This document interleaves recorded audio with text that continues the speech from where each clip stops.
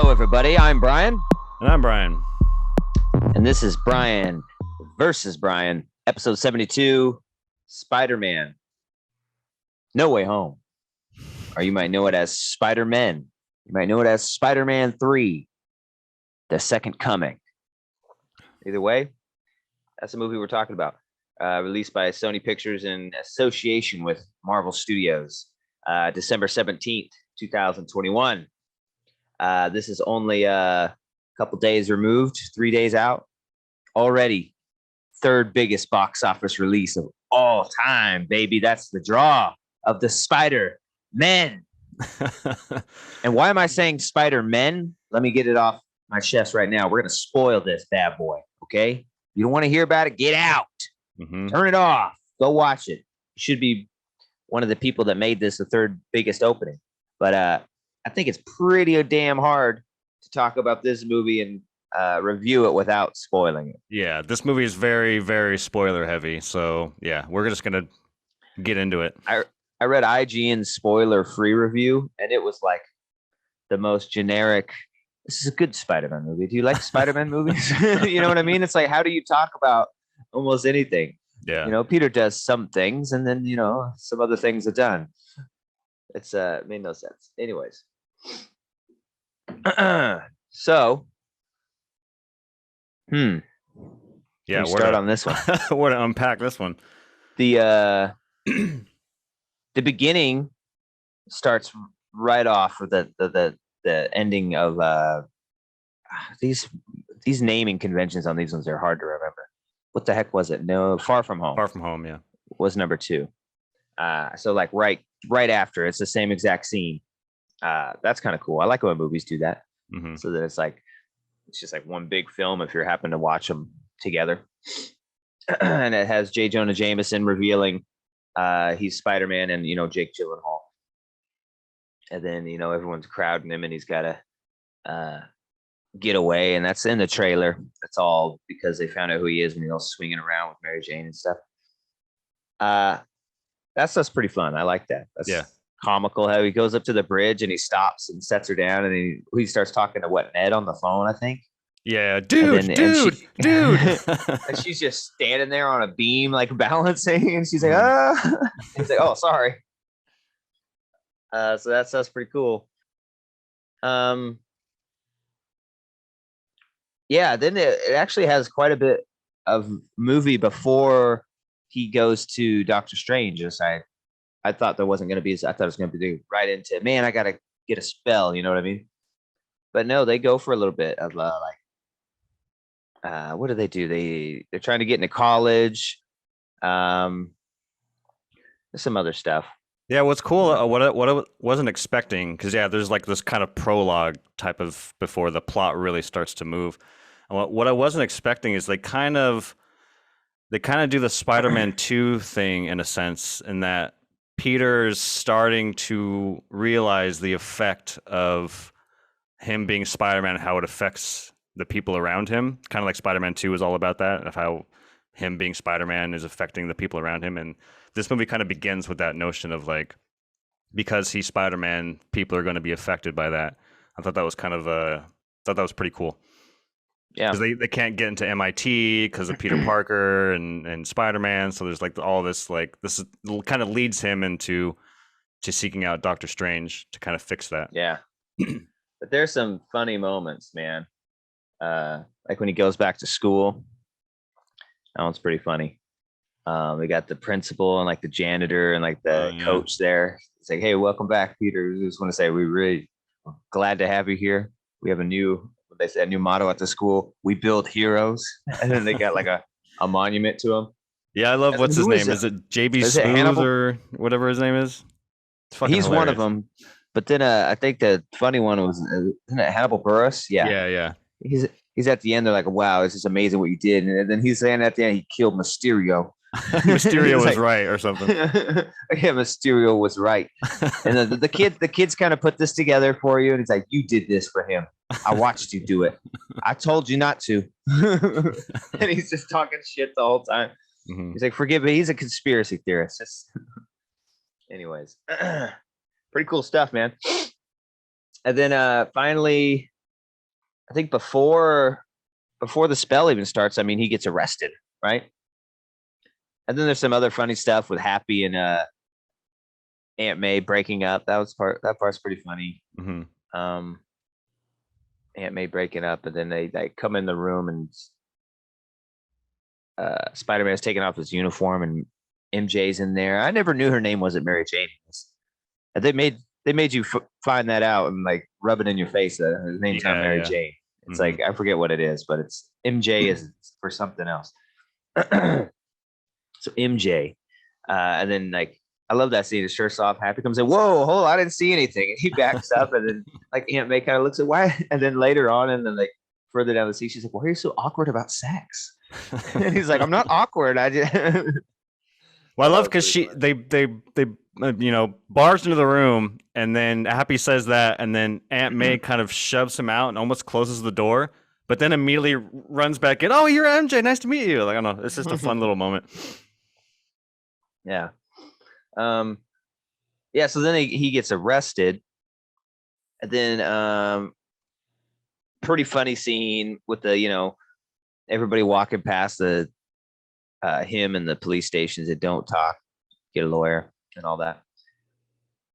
And then you get they do this in every comedy that has an arrest scene, right? They have the funny cops talking to the people they're interrogating and the different techniques they use. Like they use the super nice cop on Ned. It's like, you've been here a long time, man. Let me get you a snack. Oh my God.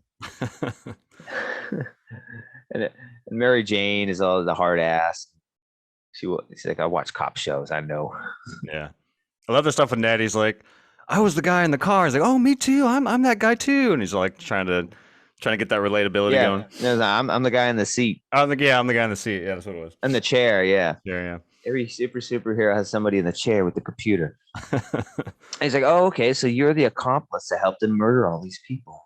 I think I need a lawyer. And then what's awesome is we come into our first reveal, which was kind of just less than I thought it would be. It felt really out of place. It was cool. Don't get me wrong, but it felt like a little, out of place in a sense. Yeah, it was okay. You reveal kitchen table, Peter Parker, Aunt May, Happy Hogan all talking to his lawyer, Peter's lawyer, who is Matt Murdock, who is Charlie Cox. So Netflix, Daredevil, Charlie Cox. Mm-hmm. Awesome. Yeah. So cool. But it was kind of weird because he's just sitting there and it's like, and then they don't use him anymore, and he's not like a superhero friend. He's just his lawyer. Yeah. Which makes sense. They're getting back into business in the end of season 3. If they are going to use any of that continuity. And he doesn't know he's Daredevil, obviously, because like a brick goes in and people hate Spider-Man now.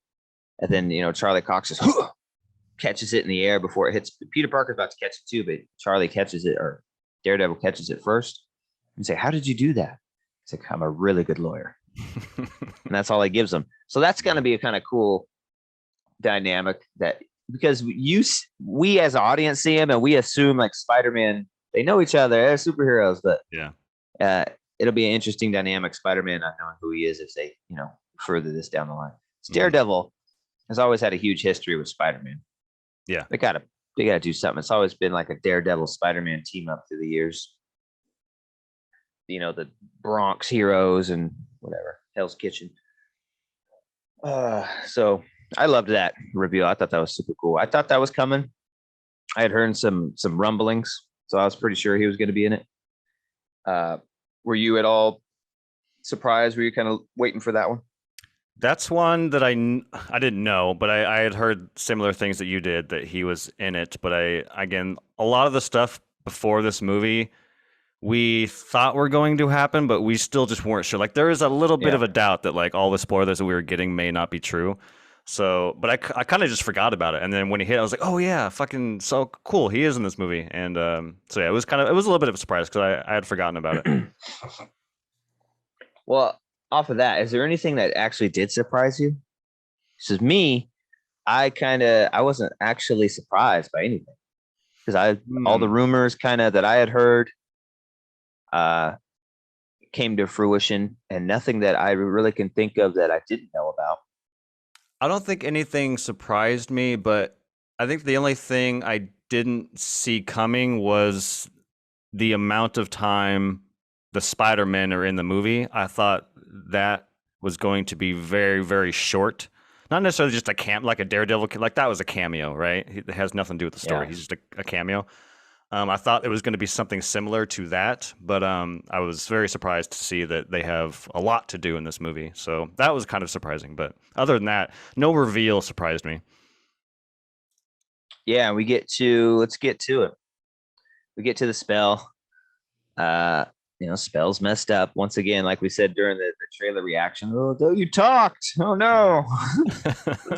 The spell is terribly messed up now. It's going wild. I can't hold it any longer. Stop it. Parker, get out of here. Save yourself. Don't talk during the spell. Mm-hmm.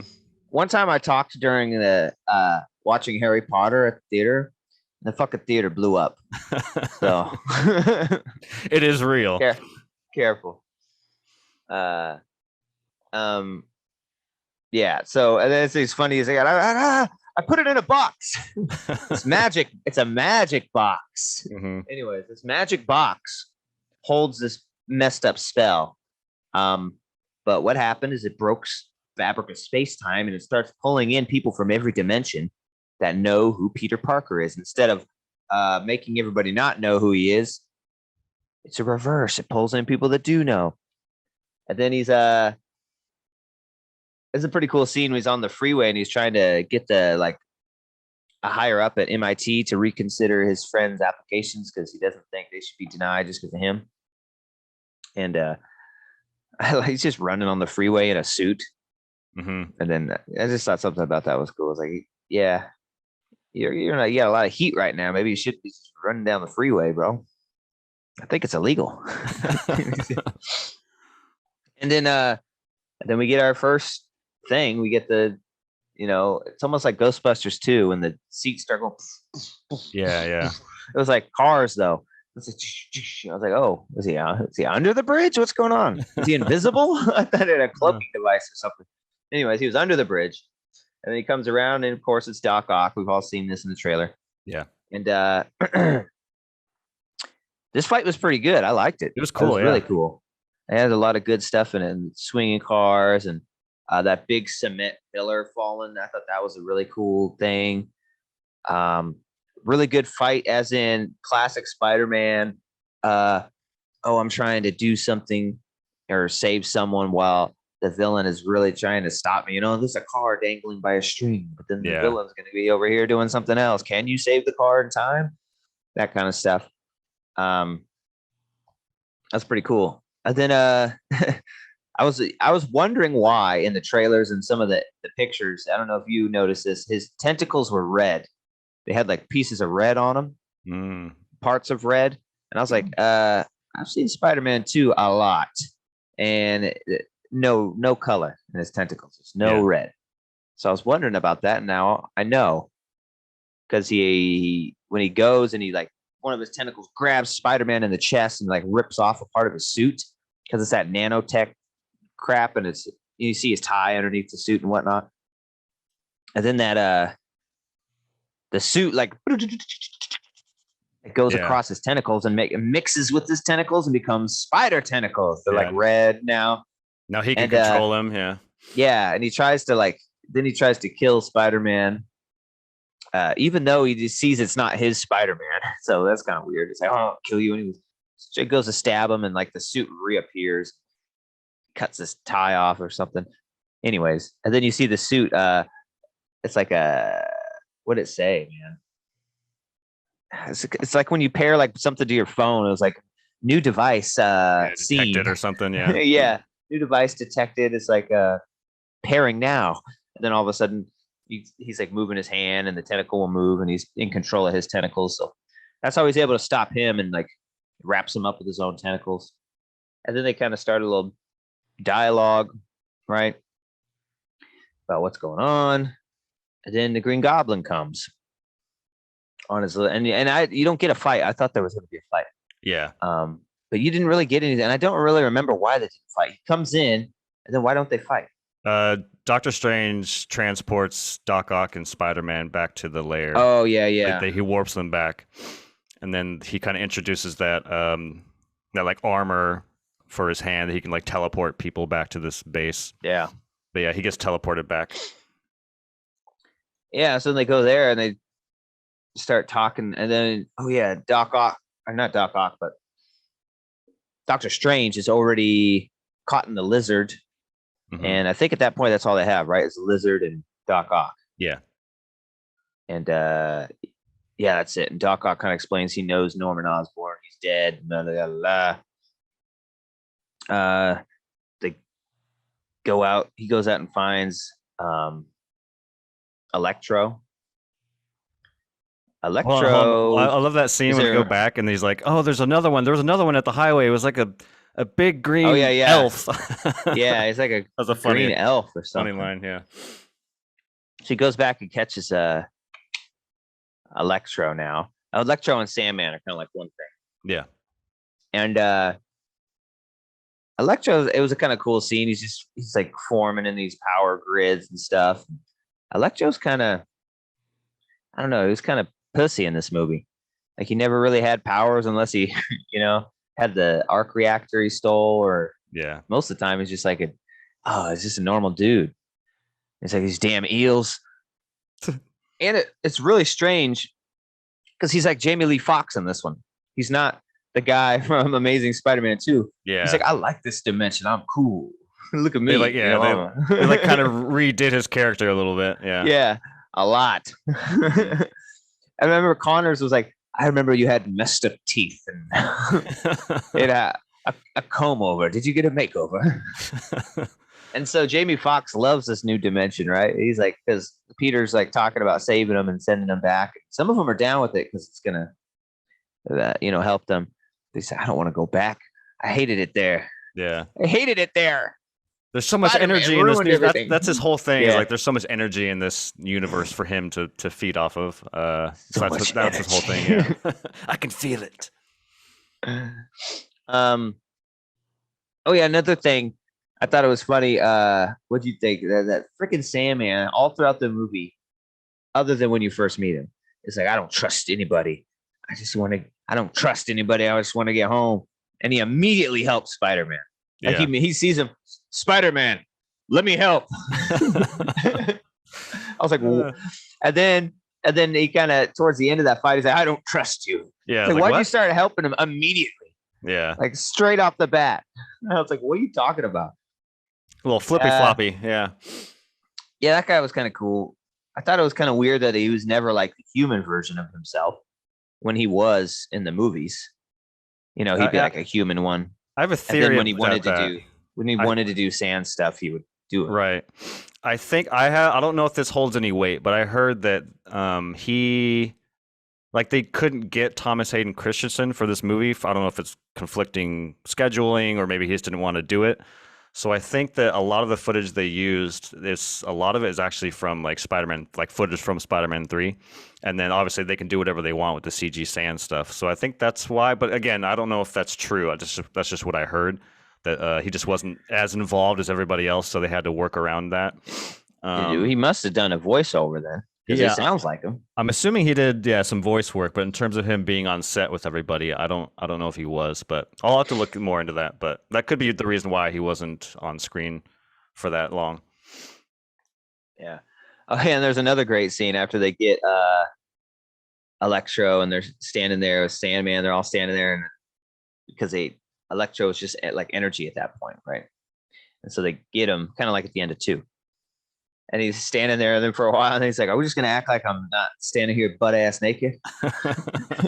And then like Sandman is naked because he's all standing. He's like, "I am." That was pretty funny. So now they have like most of the bad guys in the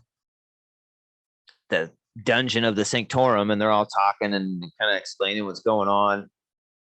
And I wasn't a big fan of these scenes where they try and, I don't know, give a bunch of exposition through the villains and it just didn't seem. It seemed kind of forced, and weird to me.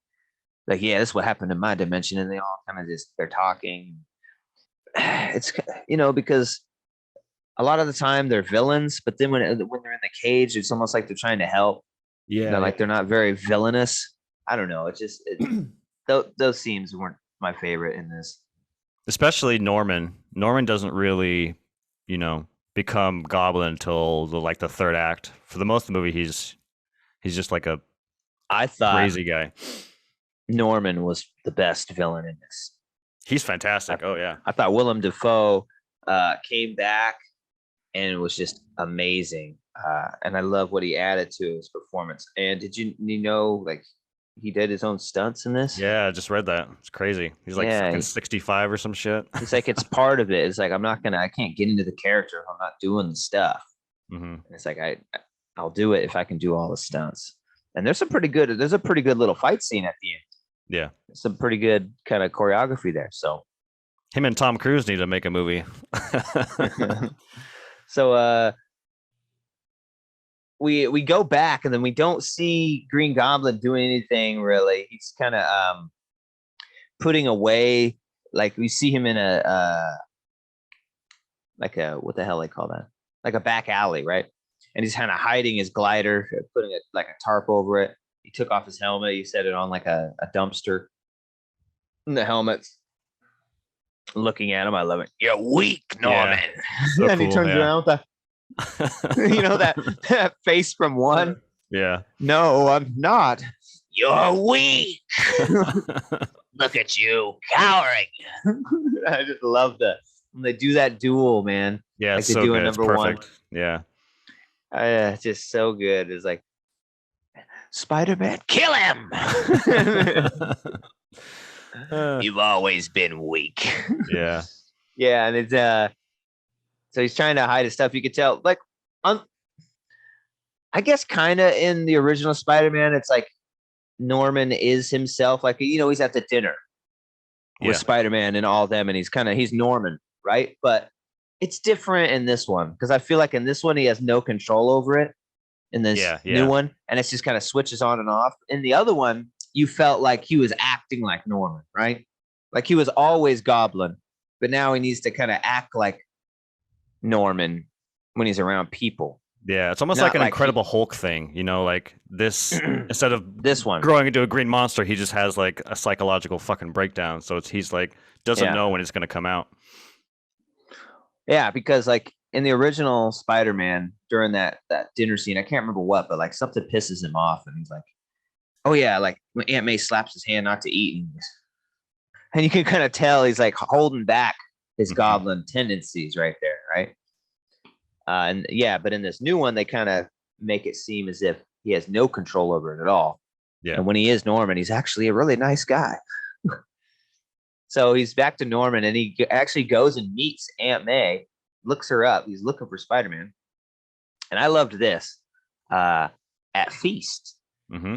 Yeah. And I think people might know Feast if they play the video game Spider-Man. I was like, that's from the game. Yeah. That's really cool. That's where she worked. So yeah, that was pretty cool. Which is like a shelter. People don't know. I mean, they've seen the movie, but it's just like a shelter that Aunt May runs. It's like a homeless shelter. Yeah. Well, Mr. Negative runs. I don't remember his name. She works there. Yeah. Yeah. Yeah. I want to go back to the dungeon because I feel like my probably biggest critique of the movie is I think when I was going into it, I was expecting like all these villains to just fucking run amok in New York, and he's got to like figure out how to stop all of them all at once. And then it kind of turns into like, oh, they're all in this prison, and hey, I have this box. And this is kind of where the plot kicks in a little bit, which is that, hey, if I push this button, Doctor Strange is like, we push this button, they all go back to their universes, everything goes back to normal. And Peter's like, no, I want to help them. Don't send them back because some of them are going to die, and I want to help them. And it's like, I get what they're going for, and I get why. Like this Peter's character and his Aunt May has Feast, and like they're all about helping people, and There's just so many times in the movie I'm like, push that fucking button. What are we doing here? Like, like it didn't seem logical to me in moments of the movie where like, why haven't anyone pushed this button? And people are dying. There's destruction happening. Like, so it felt a little out of place, but I get why they did it. I don't know. I didn't really buy it most of the time. I bought it. This is a great speech by Aunt May because he's like, we're gonna send him back. He knows that pretty much all of them go back and die, and then she said, he says it'd just be easier, to just press it and get, everyone's back, everything's back to normal. Or no, I think he said it'd be better, and she said, who would be better for? Was it be better for them, or would it be better for you? Mm-hmm. Okay, are you choosing the easy thing because it's easier? Are you choosing the harder thing because it's right? And then I can't remember the whole speech, but it was pretty convincing. I liked it. It was pretty like, telling Spider-Man how to be Spider-Man. I was like, whoa, hold on, you're sounding more Spider-Man than me. Let me yeah, you're right. It was a good speech, but I think because there's two speeches, right? There's the Aunt May and the Doctor. Yeah. I was full Doctor Strange when he's like, "It's their fate. You don't fuck with this shit. Like you have to send them back. It's just what you have to do." So I was all about Doctor Strange's logical, or not logical, but his whole speech. So, but that was just me. But that leads into a cool fight scene between him and Strange. That scene was fucking badass. Yeah. Yeah, it was fucking weird. The mirror dimension. Oh! It's like, what? Dude, he's really growing on me, man. He's growing me as a character. Like his solo movie's all right, but every time he's on screens, you get to see something visually cool. Like that whole sequence is fucking bananas as it is. It's just visually fucking badass. Yeah. Cumberbatch. Yeah, that's a pretty cool fight scene. And then like he traps him in that mirror dimension and Spider-Man comes back out. That's a cool scene where it's like, dude, I just fought Doctor Strange and won. And they're like, where is he? I don't know. I'm pretty sure he's trapped there. I was like, dude, what if he could never get out? Yeah. He's just like, and I stole his ring thing. And then like Ned's like, oh, cool. Let me see. And he puts it on. And then so the timeline is kind of hazy. After that is when he goes and meets Norman, right? At feast. I think that's before, because at some point they're all in their cages. I think they fight and come back, and then he invites them all over to Happy's house to like do a bunch of experiments. Oh yeah, and I love Doc Ock stuff. It's like, oh, he's not going to help us, and a little snot-nosed kid with a junk jaw. Yeah. And then, he fabricates a new chip for Doc Ock in his neck, and that helps him like be normal Doc Ock. So now Doc Ock's kind of helping him. Which I thought was cool. It was a cool way to do that. Yeah. I was like, oh, that's pretty interesting. Yeah. Because the chip malfunctions in Spider-Man 2 kind of makes him drive him crazy. So now he's kind of normal again. Mm-hmm. But then I don't remember how we get the reveal for Goblin and how he first kind of changes back. Weren't they just like talking or something? And he starts. Yeah, Peter gets a fucking crazy like spider sense feeling, and he's just staring at the room. Oh yeah. Just like, what the fuck? And they're all like, "What's going on?" And it's just an ominous super spider tingle. Mm-hmm. I don't remember what happens then. I think he like webs it. I think Norman's holding something. And he like webs it back. And then Norman's like, and I think he just turns full Goblin at that point. I think you're right. Yeah. You can't help me. Norman is weak. Something like that. God, I just love his Green Goblin, dude. Yeah. Norman isn't here anymore, Mrs. Torrance. Yeah. I'm really disappointed, though, that they destroyed his mask. I know a lot of people didn't like the mask. It says it comes off kind of Power Rangers. I think it was pretty cool. I like it. It's kind of the character. Yeah. Because now he's got like a sweater on over like his a hoodie. Yeah, and is torn up. So now he looks like the Hobgoblin. You know, because the Hobgoblin had the hoodie and stuff, Yeah. and it's just got his normal face under there. It just didn't visually look like that Goblin, so I kind of missed the mask. Wish they would have kept it a little longer at all. He only had it in that first scene. But other than that, it's Goblin, man. And then they got this big ass Goblin fight. And they really show how powerful that Goblin is in this apartment. Yeah. That was pretty cool. And then we get to some great power, great responsibility stuff. You know, I took to the third movie to get his thing they usually do in the first Spider-Man movie, right? Yeah. Which is the mistake that you make causing someone to lose their life that you love, right? Typically been Uncle Ben. This time it's Aunt May, guys. Here we go, Marissa Tomei. Yeah, so like he remember he came in the window that the fight's already pretty much over. You know, it's kind of nearing the end, and he comes in there and he like hits her with the glider, I think. Yeah. And I kind of thought she was dead right there, because you know that's kind of how he died.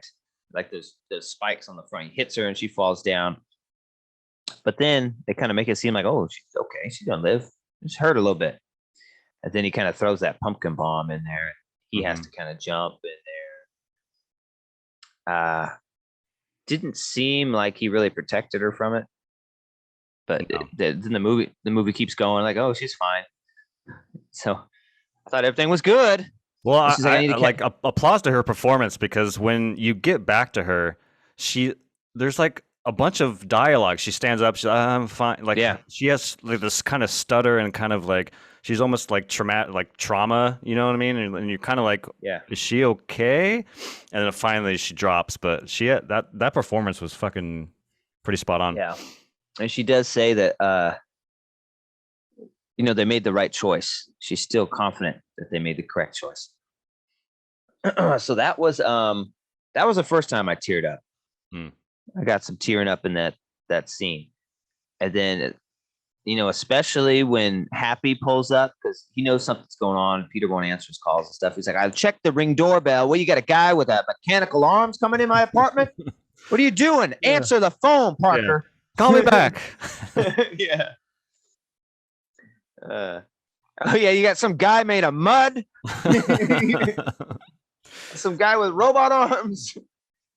And then, oh yeah, that was another funny scene. I just remembered real quick when that guy sits on the couch and it's just sand everywhere, and sorry, he brushes it off. Yeah, that really got me when Happy pulled up in the car, and he's like looking through the broken ass windows and shit, and he can see Spider-Man right there and her laying on the ground. He, you know, Spider-Man glances over and eyes red and full of tears, and Happy just instantly knows why he would be like that. And then, you know, he starts to well up, and that scene got me. And then Happy, you know, is kind of taken at gunpoint, and you know, he's kind of yells to Peter, "Run, Peter, run!" Yeah. He kind of like gives him time a little bit. Like he looks at the soldiers that are about to storm the building, and he gets out and tries to, you know, surrender and give him a little more time to get out of there. Yeah. You know, he's always like, run. It's like running from the cops typically doesn't help your case, but every superhero ever always runs and like beats up a couple cops. You know, Captain America and Civil War, they're all running. It's always forgiven at the end. It's because they're all vigilantes. Technically, they're kind of anti-heroes in a way. Yeah. Well, not Captain America. I mean, he like straight up worked. Yeah. He worked for the government. Right, he was always kind of like sanctioned. He was like the one superhero that, like, you know, was sent by us. Now where are we at? So Peter is, I guess, mourning somewhere, and we cut back to MJ and Ned in their apartment, and he tells them before he goes back to the apartment that, like, hey, if I don't show up at a certain time, push that fucking button. So they're sitting around the table. They haven't heard from Peter yet. And they're like, should we push the button? No, why don't we? I wish we could see. And Ned goes, I wish we could see Peter, and does like a hand motion thing. And he's wearing Doctor Strange's ring. And then fucking all of a sudden you see a little portal, the circle portal come up. And you see a Spider-Man in an alley. And kind of looks back. Yeah. Like, oh, Peter. And then that Spider-Man comes to the portal and takes off his mask, and it's fucking Andrew Garfield. Holy shit. And we all knew it was coming, but man, it was so awesome to see him, dude. It was like, fuck yeah. Still looking good. Yeah. Like looking straight up like Spider-Man again. He, just to throw this out there, he to me stole the movie as far as like everyone that came back. I thought he was fucking hilarious, and no, he was great. He has been the best Spider-Man. Yeah. He just had the worst movies. Yeah. He was always the best Spider-Man. He wasn't a very good Peter Parker. Mm-hmm. But in this, he was Spider-Man the whole time. Yeah. He never was Peter Parker. He was always Spider-Man. He just had his mask off. His Peter Parker was always flawed because he was just too cool. And even Tobey Maguire talks about it, I think, during one part when he's like, he says something about being, it's like, you're geeky. It's like, you're not liked. Look at you. He's like, no, I'm really not liked. He's like, I think that's how they poke fun at his Peter Parker was always way too cool, skateboarder, like hipster. His hair's all nice, and so that's my problem with that Spider-Man is his Peter Parker was not Peter Parker, but his Spider-Man I always thought was spot on. Yeah. His quips and like, because Peter Parker is like the loser nerd, and then once he has a costume on, he's just full of confidence and becomes a funny and all this stuff. Mm-hmm. And I thought Garfield's version of in-suit Spider-Man was that. Like, he's a super confident, awesome jokester. But when he took the suit off, he was too close to that. He didn't lose enough. But I always thought he was the best Spider-Man. And this confirms it. He stole it. Yeah, he was so good. Yeah. So funny. Hey, prove it. Climb on the wall. And he just hangs there. Oh, yeah. No, climb. He's like, do you really want me to move do that? around a little bit. No, I think this is enough. It's not enough. This is enough. Yeah. Yeah. My novella saying, can you get that cobweb in the corner? I mean, since you're up there. He dusted in the corner. Yeah. So good. And then, so some great dialogue with him. I think it's awesome that he got to do this and have a chance to redeem his performance. Yeah, 100%. And redeem himself and get the last glimpse of Garfield as Spider-Man is actually a positive one, And then they do it again. They open the portal trying to find the real Spider-Man. And it's Tobey Maguire, but he's just dressed normal. And it's like, oh man, it's just some guy. Which was funny. Yeah, that was good. Yeah. Tobey looking a little older, and they were scaring me for a while that I thought this is all we were going to get for this movie is this like old man Tobey who's not Spider-Man, and we don't get a suit or anything. But they changed that. But anyways, he comes through the portal. He said, "No, I'm Peter Parker." And I thought Tobey was really good too. I mean, Garfield stole it, but I like Tobey because he really played like a good old sage Spider-Man. Yeah. Like you could tell his Spider-Man had seen it all, done it all, and was old. Like had back problems now and all this stuff. And so I thought that was really cool because we've never seen a live action old Spider-Man. Yeah, and it was a good contrast because when you look at both of Tobey and Andrew's Spider-Man in this movie, Garfield is a little more flashy and he's just fun. Like every time he's on screen, there's a lot of energy with Garfield, and then Tobey is a little more stoic and kind of I don't know. I could tell a little bit that Tobey hasn't acted in a while. He felt a little stiff, but it wasn't bad. He just felt a little stiff compared to everybody else. But yeah, man, it was so cool to see him again. It's been a really I can't even fucking remember the last movie I saw with Tobey Maguire. Yeah, it was awesome to finally fucking see them on screen. But speaking of him being a little stiff, that kind of is how he was in those movies. Yeah, Peter was always kind of a stiff, kind of speaking, and so it kind of went with it too. Mm-hmm. And then they have that great kind of face off in the kitchen. I don't remember why, but they start bickering and they shoot webs at each other.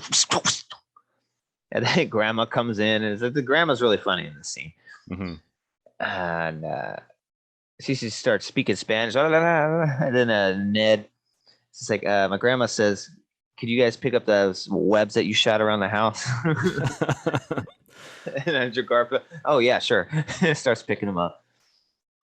So that was pretty cool, man. Yeah, I applaud the way they handled bringing these two guys back, and just that scene and how they did it. Because in my mind, we all kind of knew they were going to be in the movie. We didn't know for a fact, but we all pretty much knew that they were going to be in. And in my mind, I was thinking, oh, they're going to come in like some heroic way, like maybe Tom Holland's Spider-Man will be on the ropes, and then they kind of swing in and save the day and take their mask off, and everyone cheers. But the fact that it's just this quiet moment in a small apartment, and they just come in and I don't know. I just thought it was a cooler moment to introduce them again instead of like this big heroic moment that I imagined it to be. So that was pretty cool. Yeah.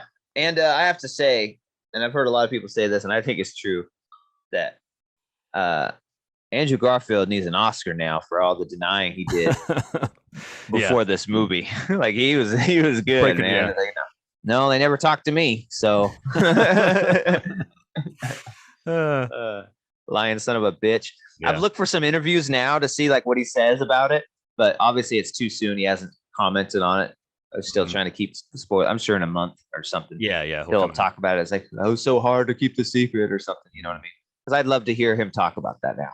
Yeah. Now that I bet you he had a contract that said you can't say it or something. That's probably They always do, but he's very convincing. I was like, fuck, maybe he's not in this. Until I started seeing all those like pictures and stuff, the footage and that was now we know is obviously from the Statue of Liberty, where they're like putting Cap's shield on the Statue of Liberty now. I was like, what the fuck is this? Okay. That was weird.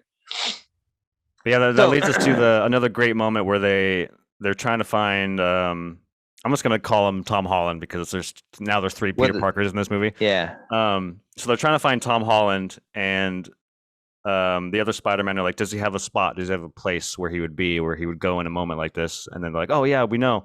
So they all show up, and they have this kind of cool moment where like Tom Holland is basically enraged and wants fucking revenge, and he's just gonna kill everybody or kill Green Goblin basically.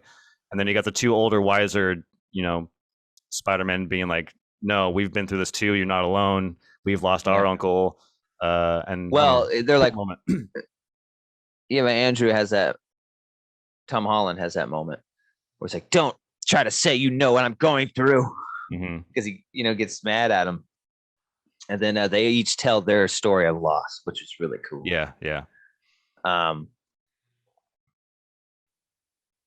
Because Tom, I remember, was saying something about Aunt May. She pretty much said the great power, great responsibility thing, but she didn't quite say it.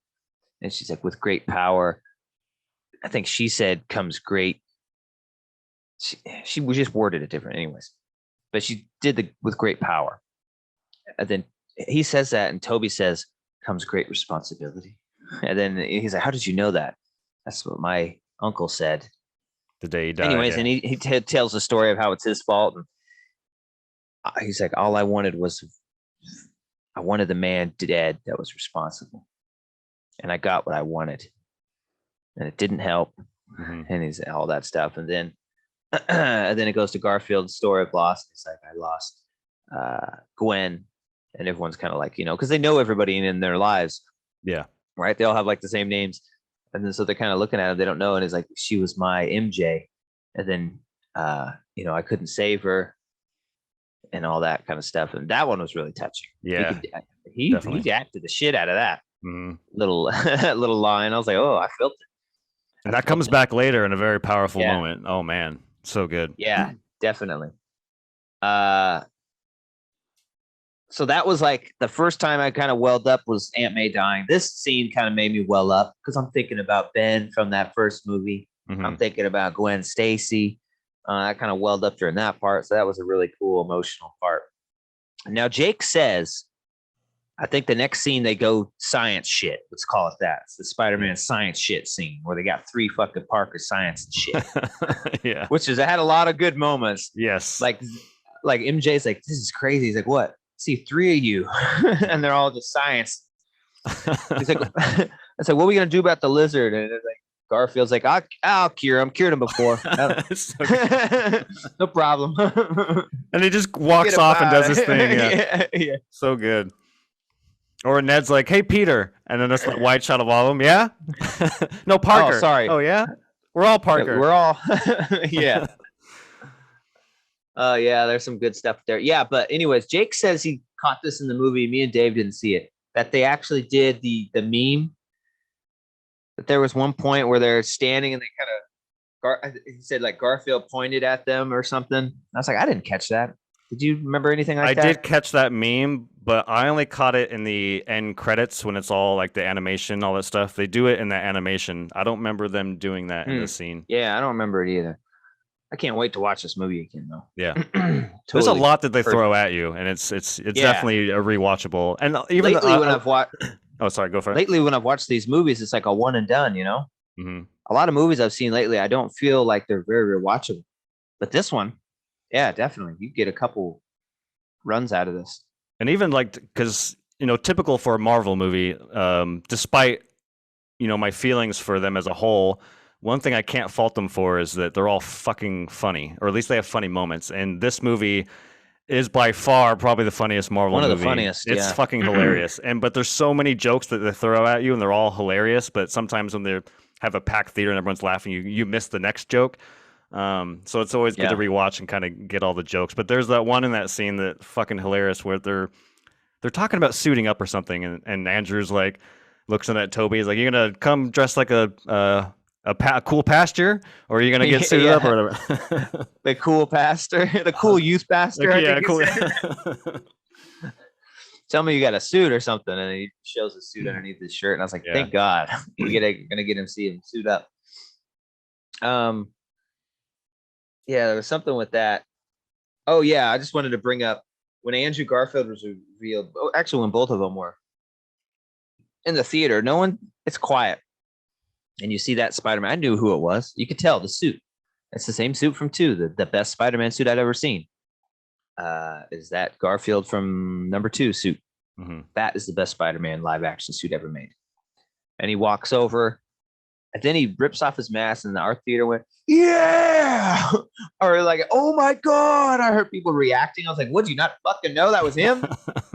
Like, come on, man. It's like, why didn't you do that when they first just showed him? Yeah. I was like, oh, I wonder who. Oh God, it's him. It's like you didn't know. Dude, it's fucking hilarious. So we went and saw this at the IMAX on the Thursday night. And obviously, like, this dates back to fucking midnight movies when movies were released on Thursday. They don't do that anymore. But you typically, when you go on that Thursday midnight, you get kind of the fans. You get the fan audience. And, dude, there was fucking so much applause and cheering. It was like every time someone was on, Doc Ock cheered, oh my God, like all, and like, thunderous, Daredevil showed up, everybody. And then when the Spider-Man come up, everyone lost their shit. When he pulled down his suit, everyone lost their shit. It's just ridiculous. It's like that guy from the wrestling comic. Oh my God, it's Doc Ock. You got a guy, he's sitting in the theater with you. Oh my God, the Goblin is also here. What are we gonna do, ladies and gentlemen? And we had that one audience member where they actually were talking, not all the time, but they go get him or let's go, and it made everyone else laugh because they're so into it.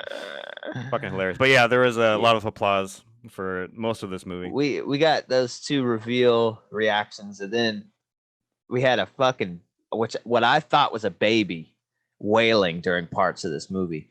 I was like, that fucking sucks, dude. Fucker. Yeah.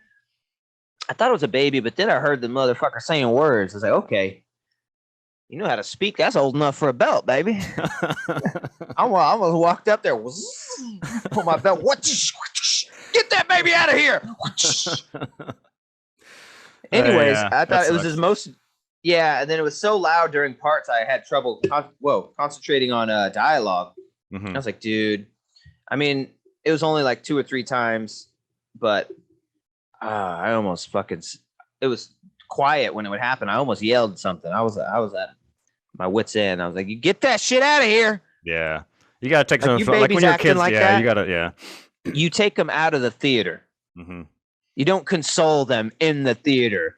I was like, well, I bought tickets. I don't give a shit about your $7.99. You don't get to ruin everyone else's experience because you brought your tiny little kid who should not be in a movie theater. Mm-hmm. It's like, come on, dude. How disrespectful is that? Like, you're willing to ruin everyone else's experience just so you don't have to leave the theater. You get to watch the movie, even though your baby's fucking wailing, dude. Yeah, that's pretty shitty. So messed up. I just don't get it. I would have. My baby sneezed. I'm like, oh shit! can't get the baby out the theater. You be quiet. Yeah, totally. I agree. Yeah. So then we do the really cool scene. Peter's doing science shit, Mm-hmm. and that lasts a little bit, and it's a lot of funny dialogue in that. Which we come to like a revelation. Like everyone's getting ready to go into battle. They're getting the antidotes, and Tom Holland's like hooking up his stuff, and he's like, "Oh yeah." Tobey Maguire's like, "What are you doing?" It's like, "Oh, just getting my web shooters ready and all my cartridges." Web shooters? Like, yeah, your device that shoots the web. No, I don't know. It's like, what do you mean you don't know? And then he just goes, and he flips a web at him. Whoa! Come out of your arm? Did that just come out of you? He's like, yeah, you guys can't do that. And he's like, no, we can't. And then like Andrew Garfield, I had to make this in a lab. Really arduous process. I run out. I got to make more. It's a pain. It's daunting. And then Tobey Maguire's like, yeah, it sounds awful. So good. Like, yeah, that's cool. And he's like, are you making fun of me? And he's like, no, I'm totally serious. That's really cool. And then who was it that asked him that? Was it Tom Holland? It's like, does that come out of anywhere else of your body? Oh, I don't remember. Yeah. Or it could have been Ned. It was him or Ned that asked. And he's like, no. And then the audience thought that it was very sexual innuendo that I was with. Oh, I was like, it sounds like you guys are thinking dick. Mm-hmm. I personally was thinking ass, like a spider. You know what I mean? Like squirting it out your ass, like a spider does. Anyways, moving on from that, they go into battle. Well, to get the battle going, what they do is hit up J. Jonah Jameson. And Tom Holland Spider-Man is like, yeah, I'm sorry I let these beasts go. Anyways, I'm going to be at the Statue of Liberty just doing stuff. So I hope they don't come. Kind of setting up the bat signal a little bit. Yeah, and they all come. Which is I think my favorite scene of the whole movie, when there's like this probably like 5 to 7 minute scene where they're all on the scaffolding and they're all just bullshitting. There's a part where like Tobey Maguire's like, oh, my back, and he's like stretching, and he's like, oh yeah, my back hurts swinging too. You want me to pop that? Would you? And then it's the moment where like Andrew Garfield's popping his back, and it's just he's like, oh that's good. Like, isn't it? Yeah, right. You got it. It worked. Oh, dude, so many good dialogue moments in there. Like, how many cool villains have you fought? And they start going, I fought a fucking rhino, and oh yeah, so many.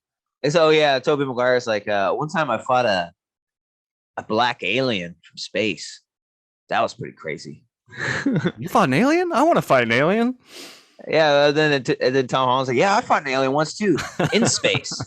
and then somebody else says something, and Tobey Maguire's like, oh, wait a second, I'm still struggling with you fought an alien in space. Oh man, that whole scene is fantastic. Yeah, because Andrew Garfield's like, well, I fought the lizard guy. I once fought a Russian mob boss who was in a rhino vehicle. Making fun of how fucking stupid Rhino was on that shit. That's funny. Oh, you should have brought up that shitty goblin he fought. Oh yeah. Fought this super dumbass. I should have been like, it was kind of like that goblin. That would have been so funny, but really not as cool. That would have been awesome. I want your blood, Parker. That's ridiculous. But yeah, what a redemption for Garfield.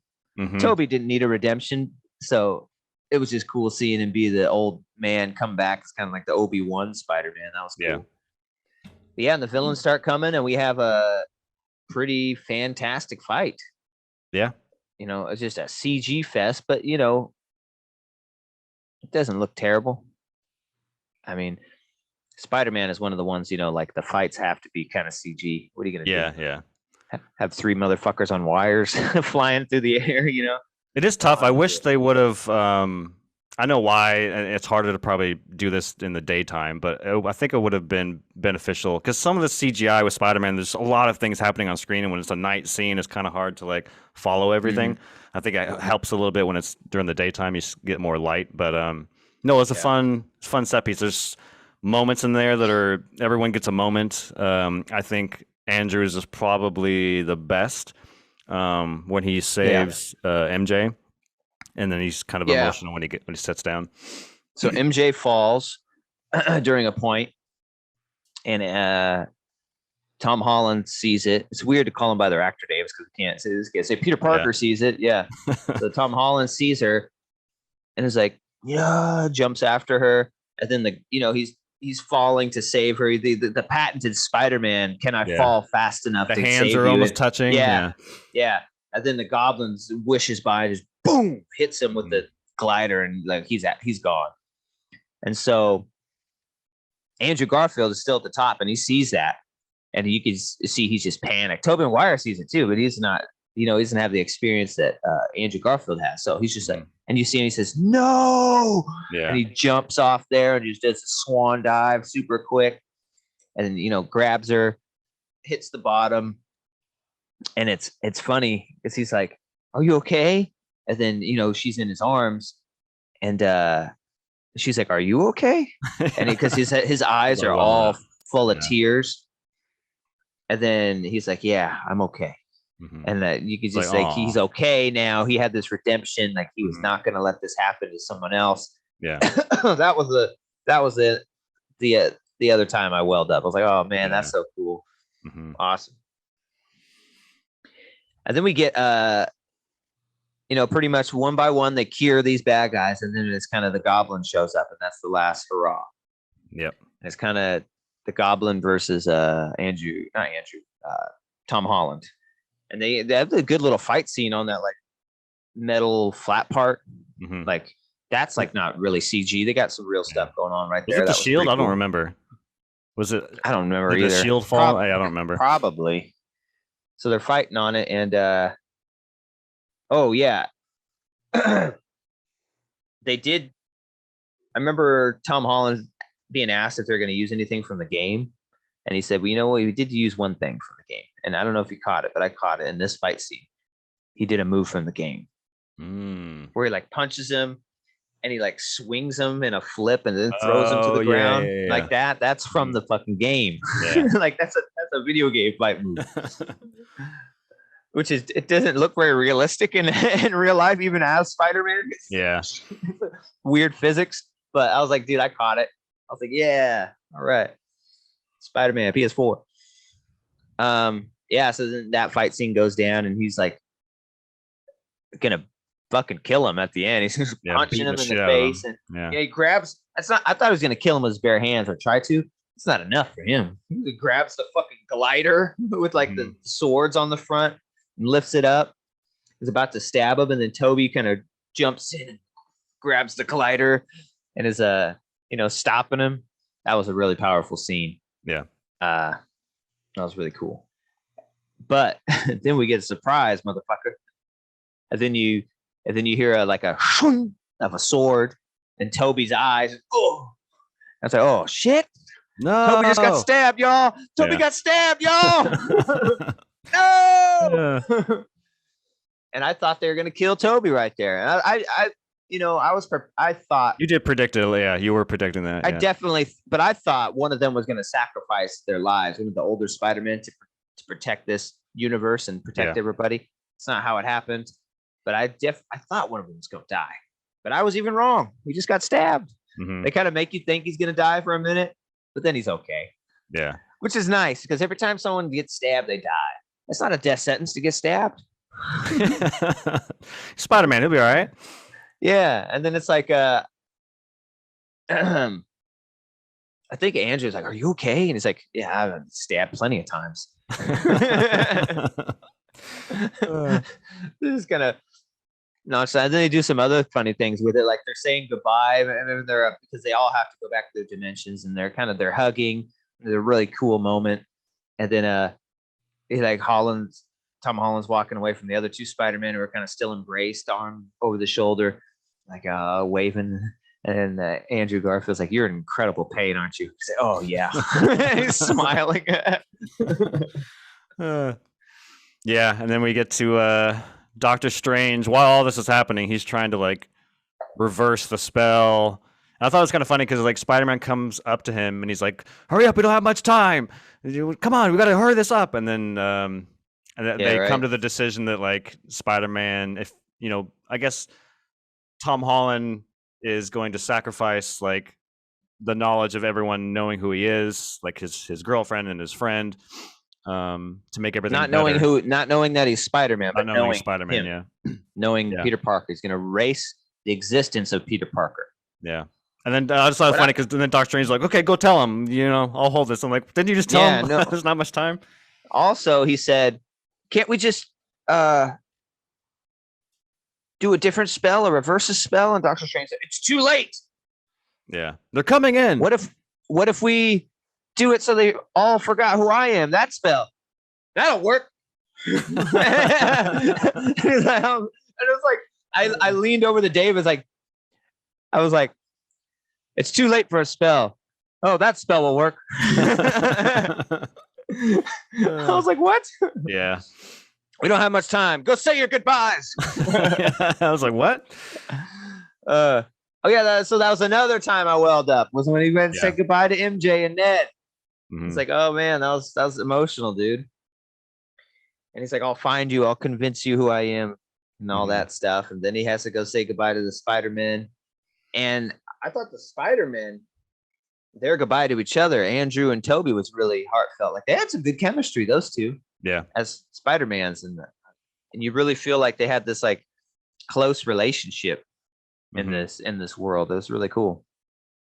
So he says goodbye to all of them, and so Mary Jane's no one's gonna know who he is.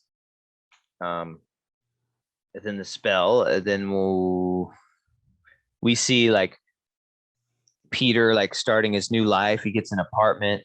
He's all on his own. And you know what I really thought was gonna happen? I fucking thought it was gonna happen, and it was gonna be so cool because it's a shitty ass hellhole. Oh yeah, door opens. Yeah. I totally thought it was gonna be like Parker rent. Yeah, which they do that. They do it, but they don't show the landlord. But they do say that the rent's due on time or whatever. Yeah, and it's not him, but at least throw the clip in there, the audio, something, dude, because they were throwing so many of these Easter eggs at us and just giving us everything we thought we were getting. They were giving us. I was like, dude, do it. Do the Russian fucking landlord guy. Why not, man? It would make people so happy. Parker, rent. I'm sorry, Mr. What is sorry? Can I eat sorry? Yeah, but they didn't. Big missed opportunity there. Yeah.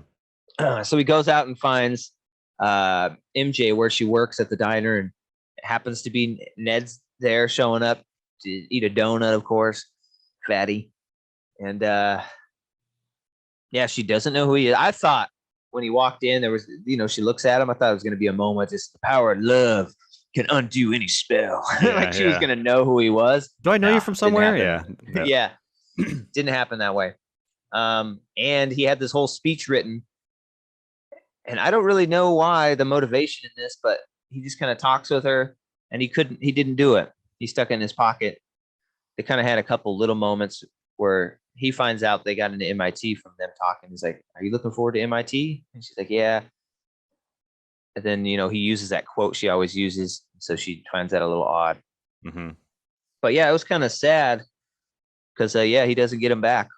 Yeah. So well, I think this goes back to what I was saying earlier in the movie, where like the movie's prologue, we'll call it, is about him trying to balance him being Peter Parker and the people it affects around him. And I think when he comes at the end and he sees that they did get MIT and they're happy and like they have this new life, basically, and he's like, I think it's rolling through his head, if I go down this road and they find out Peter Parker, I'm just going to be back where I started, and they're going to be in danger, and it's going to affect them. So you know what? Yeah. This is the opportunity where I'm just going to let them live their life, and I'm going to live my life, which is like, oh man, it's so sad. And I think it goes back to, I can't remember which character said it. Maybe you can help me. Somebody said during this movie to him, you're trying too hard to be two people, and it's not going to work out. Mm-hmm. I don't remember who said I it don't to remember him. who. Yeah, could have been Aunt May. But I don't remember. but I think now he's realizing he is Spider-Man, and so he's just Spider-Man. He's going to be Spider-Man, and nobody's going to know who Peter Parker is. So he's not trying to live two different full lives. Yeah, that's what I kind of get from it, and I like it because he gets rid of the Happy connection, he gets rid of the Stark Tech connection, and this is the way Spider-Man has classically been. And he takes care of everything himself. So now we're going to see an independent Spider-Man. Nobody knows who he is. Nobody helps him, which I think will be very interesting because he makes a new suit. First of all, we've never seen, only suit he's ever made are these stupid shitty ones. mm-hmm. And now he makes a legitimate looking suit. Speaking of suit, I wanted to bring up that that new black and gold suit, which I wasn't a fan of in the trailers. I thought it looked stupid. What it really is even stupider. It's just his normal suit, but it gets stained because someone throws paint on him because they're pissed, and he flips it inside out. Mm-hmm. So what you're seeing is all the wires and stuff. I was like, dude, this is dumb. Yeah. It's take this suit off. Yeah. What is this? And then all of a sudden he had his normal suit back on. I was like, how did he get his normal suit? And then right after I said that, he's like, thanks for washing my suit. Yeah. Anyways. I wanted to talk about kind of the genius of this ending in a sense. I read this somewhere else, so I'm kind of taking someone else's kind of opinion on this. But I thought it was really fucking cool, and I was like, oh, that's fucking awesome. And that is like at the end of this movie, he goes to the restaurant, decides not to be in their lives, and then it cuts to him getting an apartment and him kind of being, like you just said, being Spider-Man. And what's so cool about that is that when MCU announced that they're going to have a Spider-Man in this universe, and then Homecoming was announced, I was kind of like, oh man, we're going to get another fucking origin story. Like, how many origin stories are we going to get? And then Homecoming comes out, and it's not an origin story. It's like, okay, cool. He's already Spider-Man. He's already doing his thing. But then when you get to the end of this movie, he gets that apartment. He's flying around as Spider-Man. No one knows who he is. And it's almost like these three movies have been the origin story of, like, it all leads to us. Now we know Spider-Man as we know Spider-Man, like kind of like what you just said. So like all these three movies are just one long origin story. I thought that was fucking a really cool way of doing. I don't know if that's intentional, but that's kind of how it feels. You know what I mean? Yeah. Yeah, and they said this is the end of that trilogy, and they're probably going to do another trilogy. So yeah, this will be the most we've gotten from one Spider-Man. If he does another trilogy, that'd be cool. And but that suit, he makes a new suit, and I think this might be the new best live-action suit. I've always held in my mind that Amazing Spider-Man 2 had the best live-action Spider-Man suit. Mm-hmm. Sam Raimi one is really cool, probably second. But I liked the colors and how it looked more like the comics, the Amazing Spider-Man 2. But this one, he makes his own, and it's got like that shiny blue. So like the blue part's kind of shimmery, and the red part's really red, and the eyes appear to be, it's hard to see because they don't let you focus on it too much, but the eyes appear to be nice and big and white, almost like the Garfield mask. So I thought that suit was sick. I was like, yeah, dude. A little bit of shine, a little bit of totally comic book like suit. Yeah. And totally just spandex. Unlike the stupid, I don't like the Stark suits, how it's like smart and everything's ridiculous. It's got like kill modes that it could focus on bad guys. It's like, no. Spider-Man, like his powers are so good, he just wears spandex. He doesn't need any help. You know what I mean? Mm-hmm. And so I thought that was really cool. And then, all right, we had to stay a little longer. We got to see a little bit of Venom, baby. Oh, man, I was so happy. In this. So fucking happy. Dude, when it cuts to Tom Hardy, I was like, yes, I love Tom Hardy. I was waiting for Topher Grace at this movie at some point. I was like, dude, do a little Venom. No, it didn't happen. We did the other Venom at the end. So it's like he's in Mexico, like the end of Venom 2. And he's like, yeah, we need to go to New York and find this Parker. And he's talking to the bar hop. And pretty much, I don't remember much of the dialogue. I think I Oh, remember it being funny because I think he's writing notes and he's like, "So you're telling me that in this universe, like he's yeah, kind of oh like yeah, recapping things, and he's like, yeah, and he's like, okay, yeah. Because in his universe there are no superheroes, so he's like yeah, learning about the Avengers hmm from this guy. And Spider-Man is like, yeah, I do think we need to go see Spider-Man in New York.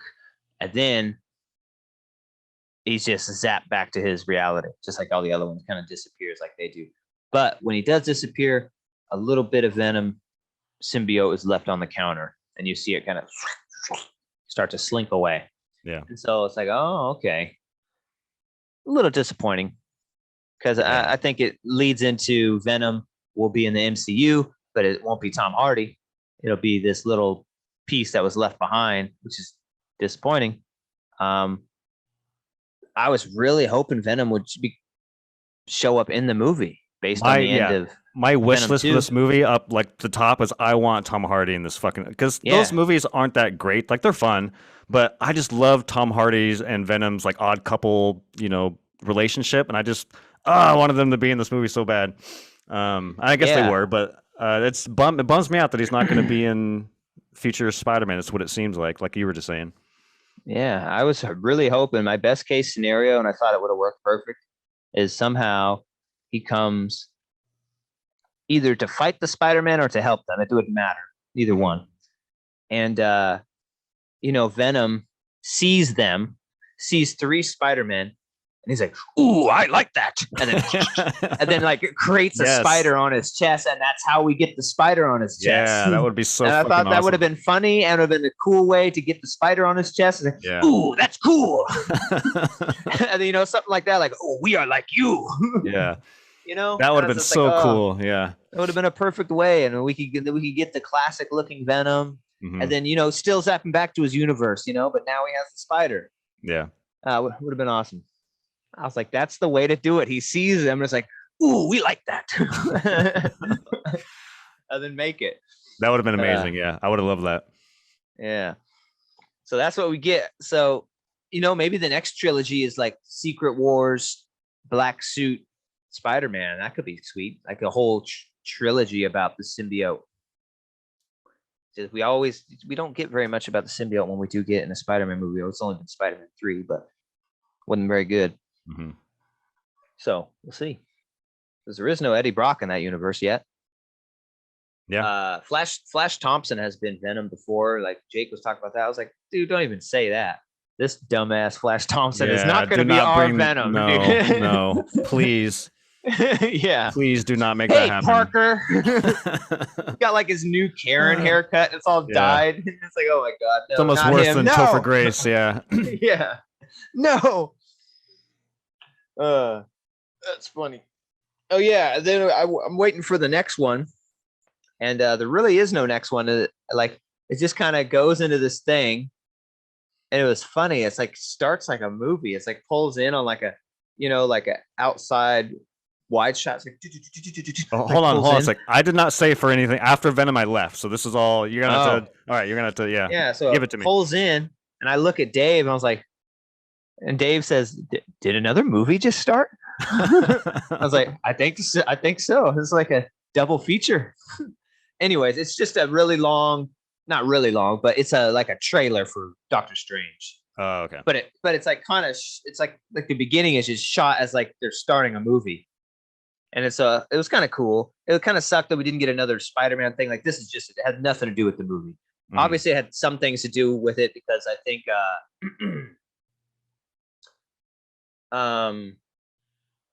he's like in trouble for the events of Spider-Man. It seems like it's like, what have you done, Strange? And he's like, I fixed it all. No, you do not know what you have done. Kind of that kind of stuff. And he sees Wanda. So it's this one. I think this movie is very much going to be Wanda and him teamed up. Okay. And he first time he sees Wanda, is like, I don't want to. I know I've done some bad things, and he's like, I'm not here to talk about. Well, I forget the town, but Oh WandaVision. yeah, He's yeah. not here to talk about that. It's like there's something bigger. And so definitely it's going to be them two, the duration of this movie. And it also seems like, did you ever watch no, you didn't watch Loki. pretty much think it's. I think it was Loki. There's like this guy who kind of runs everything and oversees all the multiverse. Hmm. I think it's Kang the Conqueror or something. Anyways, I'm Oh pretty yeah. sure. Pretty sure it has his voiceover. It's Mm. like when he's like reprimanding him. So I think he's going to be involved. So they're really starting to pull in a lot of the shows and stuff. So that's pretty cool. I think that's But anyways, Candyman, but I could be mistaken. I have to look, but I think that's Candyman actor. I I don't think. think so. No? Okay. Maybe it is. They look similar, but I feel like it's not. Oh, okay. I could be wrong though. I could be wrong. Uh, this guy gave me more of like a Donald Glover vibe. Mm. The other guy's kind of serious. This, from what I remember from Loki, is it was more of a Donald Glover vibe. Anyways, I had that, and yeah, it looks pretty interesting. Looks like it'll be cool. Not as hyped about that as Spider-Man, but I like that it's a really a sequel to Spider-Man, pretty much. Like the events of that, which we didn't know, the events of this movie are all directly because of what he has done in Spider-Man. So Yeah, that's I'm not kinda like interesting. hyped through the roof, but I'm excited. I mean, just for the fact that Sam Raimi's doing it, which Sam Raimi for those, Oh he yeah, I did totally forgot about that. the original Spider-Man. So I want to see what he does with Doctor Strange. So yeah, Yeah, I'm pretty excited to see that. yeah, that's pretty cool. So yeah, Yeah. score. Oh man. First of all, I think this movie, I think Spider-Man 2 still is the top Spider-Man live action movie for me ever. Yes, agreed. I think this might be second. Yes, that's where I'm at. Yeah. Yeah, I think this is probably second, and it closely with Spider-Man 1.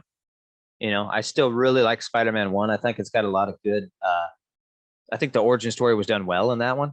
I love, the wrestling and everything Hmm. and the cheesiness of it. It's like a comic book. Some people don't like it though. They're both in suits and it's all, it's very bright and the fight during the parade. I love that shit. Yeah, yeah. Parker. Anyways, so I think it's 2, No Way Home, and 1. But depending on your mood, 1 could overtake No Way Home, just in my opinion. So yeah, that being said, 2 is probably one of the greatest superhero movies of all time. It's up there. So I got to reference it with that. If 2 for me is like a 9.4, like it's close to perfection of superhero movies. It has the best like Peter Parker downtrodden, his life's going to shit. I love it all. So that being said, if that's that, this has got to be, I think this is like a 8.7, 8.6. I'll go 8.6. Yeah. 8.6. I loved it. It was fun. I don't know if you're going to like, or if this movie's going to have that impact on you if you don't really enjoy the other Spider-Man, you know what I mean? Hmm. Because for me, that was the great joy of this movie, seeing them back and redemption for Garfield. Good for him, man, to be able to end on a great note of acting and stealing this movie rather than being remembered for Spider-Man 2 and almost ruining the franchise. So good for him. Loved it. I'll do 8.7. I'm generous today. I really did like it. I'm gonna bump it up that point. 8.7. Yeah. Congrats. Second greatest Spider-Man movie of all time, I think.